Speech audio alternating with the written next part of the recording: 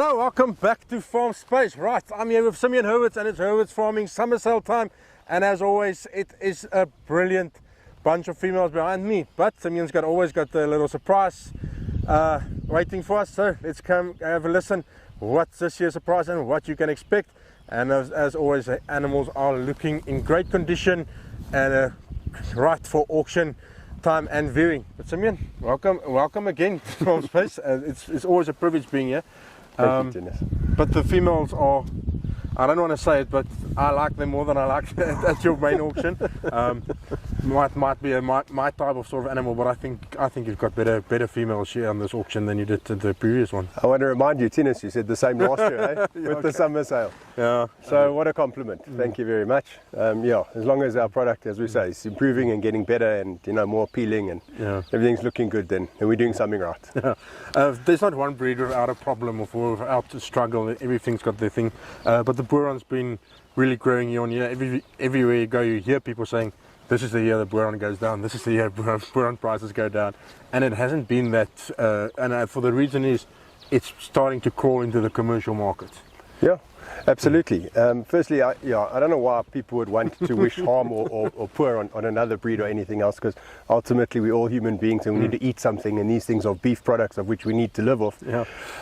But yes, I mean, the Boran has proven itself time and time again, worldwide, continent-wide, country-wide, in whatever the adaptation, the diversity, the environment, had to throw it at, the Boran has done its bit, and it's really proven its salt at the table. So these animals are going nowhere. They're here to stay, and as long as breeders, as a collection of breeders countrywide, we're all doing the right thing, selecting hard, selecting well, improving our genetics, improving our consistency, then the Boran will always be a factor in the beef production of South Africa. We've got a few orange tickets here, which means you're selling as commercial, but they do come out of stud. Yeah. And I think one or two of those that I like most are unfortunately sold due to paperwork and DNA and all that sort of stuff. That does happen in stud breeding. How did you approach selling these animals as commercials on your summer sale?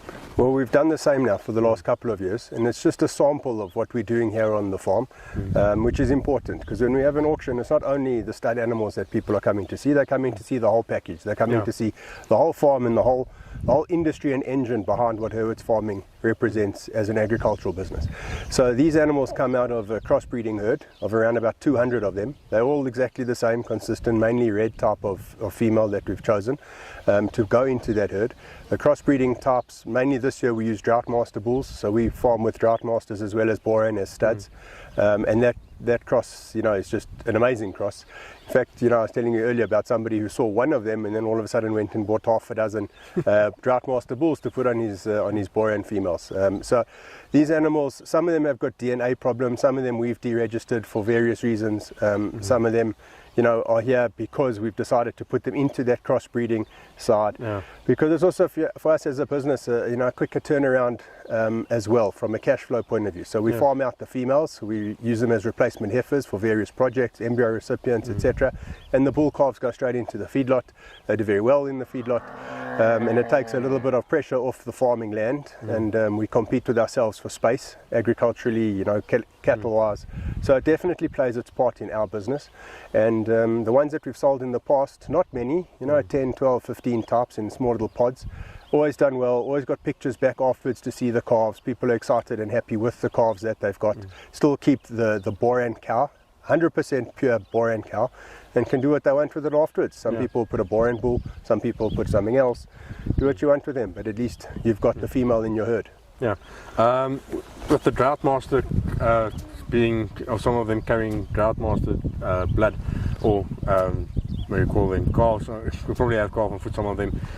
They take that you've now proven on this farm that works. They can take that home and use it, because you've actually paid did the homework over the years. You've tried many breeds, Simmental, everything. You're now sort of stuck on the Drought Master and the Boran, and this works for you and works for Hurwitz Farming, and this is part of the whole package brand. Absolutely. You speed up a few years of learning curve and school fees. Lovely three-way cross almost. Yeah. Okay, quickly onto the SP animals that you sell in this auction. Everybody knows me. I say the color doesn't matter. It's about it's about the real things that matter. It's about the intercalf period, and it's about genetics, and it's about the weight, if you can raise a calf at the end of the day, and milk production. And phenotypically on animals, brown are beautiful. What are we looking at this year's sort of sale? Because I'm saying it because I did say a beautiful Bond thing, but it has nothing to do with Bond. She looks good. Yeah, correct. So the animal you're referring to is Violet. Yeah. I think is, for me, our standout female for the sale. I think she's exceptional. From everywhere to anywhere, she's outstanding. But in general, the offering, there's 40 SP females on the sale. The majority of them are very heavily pregnant heifers.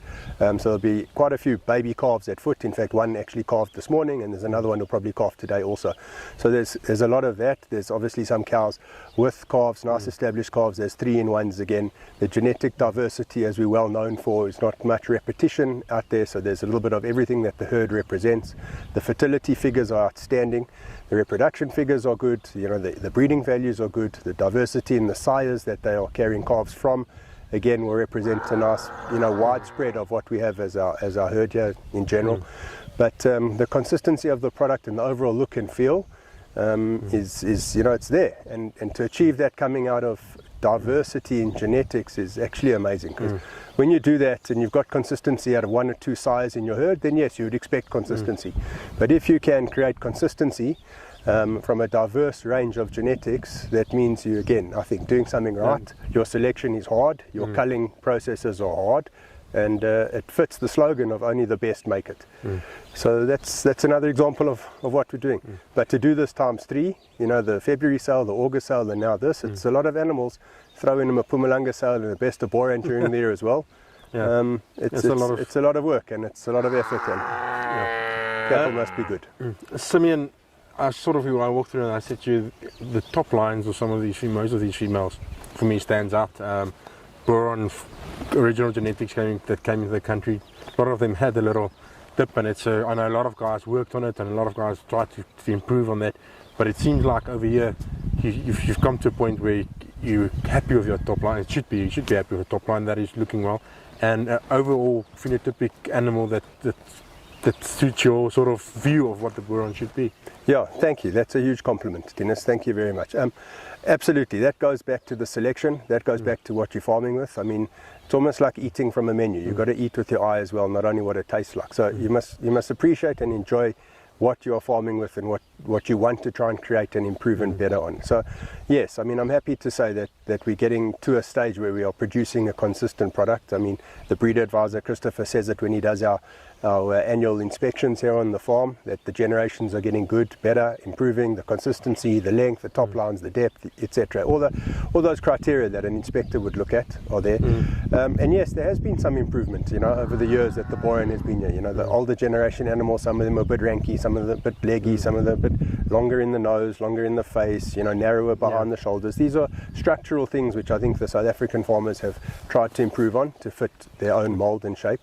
And something that I think we've become known for, this consistency, and these animals are selling themselves, and they are proving themselves, and they're adapting to anywhere. It's a tough part of the world to farm. I mean, we've had a bit of rain last week here, but now things are looking greener, but up until then, it dries the bone, half-felt conditions, sour, and these animals go anywhere, and they've created their own interest. A lot of the established farmers or breeders today in the Boran have started their herds here on a nucleus, arrive here with a trailer, buy 2, buy 3, come buy a few more, and then those names that are currently dominating the headlines on auctions today, they all started their herds here, and we're very proud of that.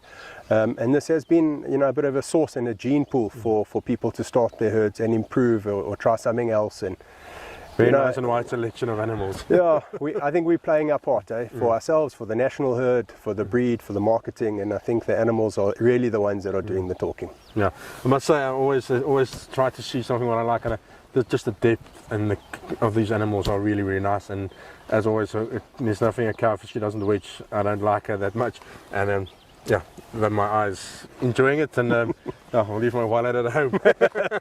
Thank you, Dennis. Okay. Simeon, can't wait to share the auction. I think it's going to be another belter. Thank you. Yeah, I hope everybody comes, even the commercial guys come and get some genetics that can take their herds forward. Absolutely. Thank you. Okay, as always, quality, value, and I think you can come through and at least come through and see what animals you can get to take your herd forward. Animals are really looking good. and these females will definitely take you forward. And as I always say, a good female will produce good offspring. It's all about the female lines. Until next time, cheers.